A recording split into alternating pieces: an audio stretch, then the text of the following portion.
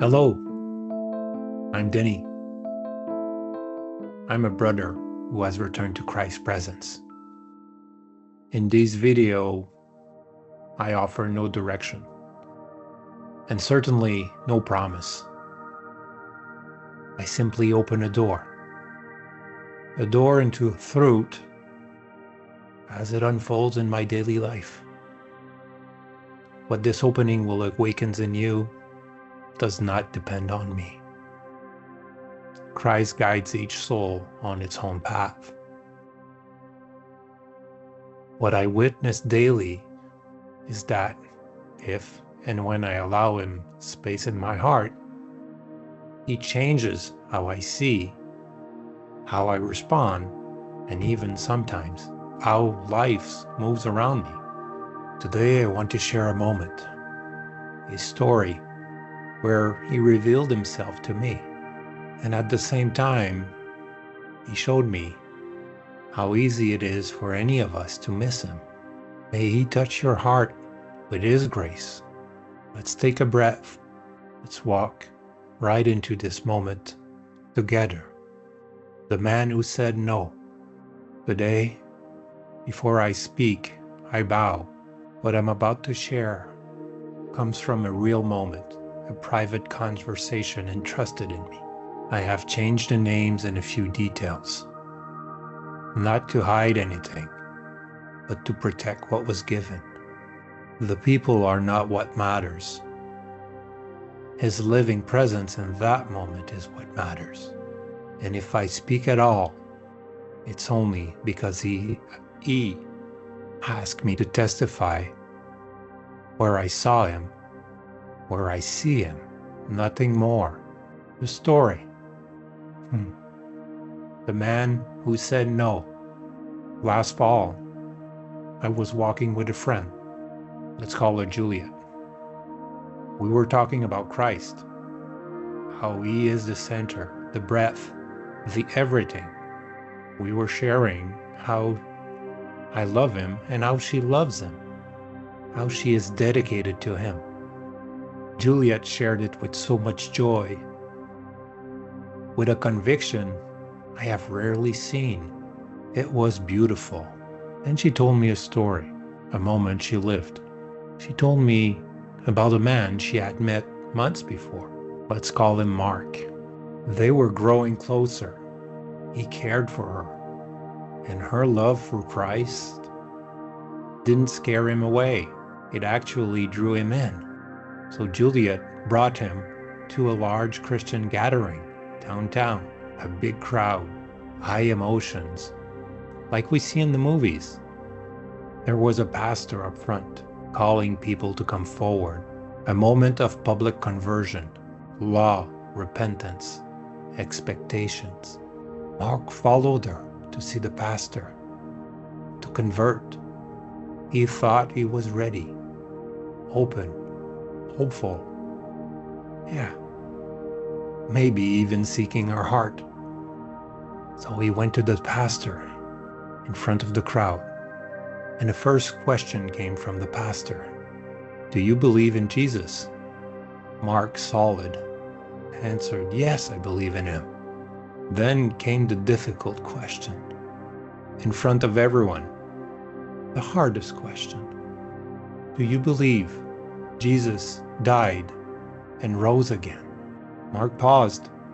He looked at the crowd. He stared in Juliet's eyes. He knew that she had told him that she would only date a converted man. He knew exactly what his answer would cost him. He gathered his strength and said, no, I don't believe in His resurrection. He stood there, straight, unflinching, honest. At that moment, Mark knew he was standing before God. He could not lie. In that single no, he honored Christ's living presence more deeply than any forced yes. He accepted the rejection He accepted the silent punishments of all of those who stares. He accepted losing the women he cared about, all for the sake of truth. And in that moment, while I was walking beside Juliet, in this moment of that fall, Jesus spoke to me. He said, "Denis, look, I was in this man. If he truly did not believe, he would have lied to please the crowd. He would have folded. But Mark stood before my tribunal. He did not lie. This man is worthy of me. He knew I was there." God reveals himself more through gesture than through declaration. And that gesture, the willingness to lose everything in order to remain true, was Christ, alive, present, unmistakable. When I remember this story, my heart bleeds. My heart bleeds for all of the time I didn't see him right beside me. I can hear my friend Rose telling me yesterday, "I don't want you to bleed, Denis." In reality, I choose to bleed. I choose to feel Christ's pain. I choose to see the pain in my brothers, my sisters. It is the only way for me to allow him to soften my heart and to keep it soft, guarded in his protection. My heart bleeds for all those who push people towards conversion using human means, crowd pressure, fear, social approval, religious performance. This is not him. It is us, believing we know better than the Spirit of Christ. My heart also bleeds for Juliet, because I cannot, and he does not ask me to, tell her directly. I would love to tell her, "Look, Juliet, he was right there, and the man you rejected, Christ you love so much, was right beside you." She now believes God wants her alone, that this season is a desert designed to strengthen her. But that day, Christ was literally walking beside her, in a man who knew he was standing before God and who chose to be true to him. She didn't see him. If ever that video reaches her, I pray that she can see him in retrospect.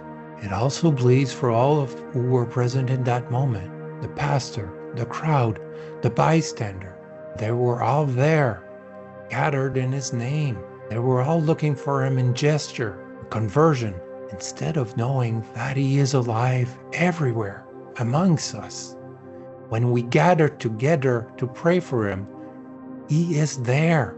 My heart bleeds for all of the hardened hearts who harden other hearts by turning scriptures into cold law. That is what Pharisees and Sadducees did. They didn't see him 2,000 years ago. He was right there, alive in the flesh. Why, God, aren't we learning? Please, God, keep my heart soft to your presence in my brothers, my sisters. You are alive in us, around us. The scriptures are a reminder, a guidance. They breed. They point towards a living Christ moving in our world. When I place the letter above the living Christ in life itself, I lose him entirely. And then, like right now, my heart rests because he speaks again. And he tells me, "Denis, I am here, alive. This burden is mine, not yours. I want your heart. Receive my peace.